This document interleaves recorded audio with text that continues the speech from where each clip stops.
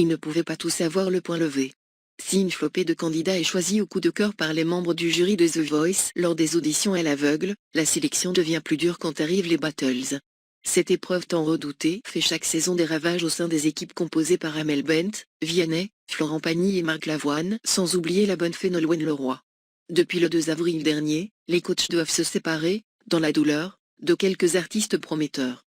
Et leurs choix ne font pas toujours l'unanimité auprès des fidèles téléspectateurs. La preuve avec Florent Pagny. Alors que la figure historique du programme avait ému aux larmes le public, il a attisé sa colère à peine quelques minutes plus tard en sacrifiant Vaël au profit de Lou. Le pire c'est que le coach dit que Lou pas mal de fausses notes et que Vaël c'était parfait mais il choisit celle qui a fait plein de fausses notes. Cherchez l'erreur, pouvait-on lire sur Twitter le soir de la diffusion. Chez sa voisine Amel Bent, c'est au sein même de son équipe que l'une de ses décisions a fait des étincelles. Ce samedi 9 avril, la jeune maman a opposé Jérôme Sebag, ami auteur de plusieurs de ses tubes, David Bampel et le jeune Irois sur le titre La groupie du pianiste de Michel Berger. Impressionné par les deux chanteurs professionnels qui l'entouraient, ce dernier ne s'est pourtant pas démonté et a séduit sa coach.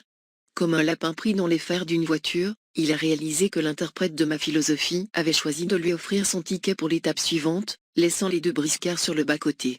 Les méthodes d'Amel Bent lourdement critiquées par son équipe s'ils n'ont rien montré de leur émotion à l'écran, les deux éliminés n'ont en réalité pas vraiment digéré cette éviction.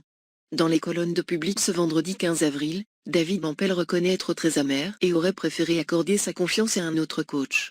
Amel a donné ses raisons en disant que Irois avait du mérite face à deux colosses professionnels comme Jérôme et moi et qu'il fallait lui donner sa chance.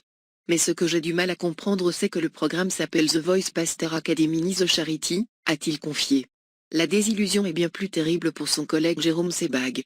Encouragé par Amel Bent à s'inscrire à l'émission, il raconte que son ami lui aurait même promis de l'emmener loin dans l'aventure. Une fois le trio formé, l'auteur-compositeur-interprète a cependant rapidement compris que son temps dans l'émission était compté.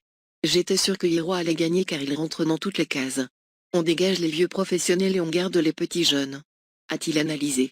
Mais il ne regrette rien, non il ne regrette rien.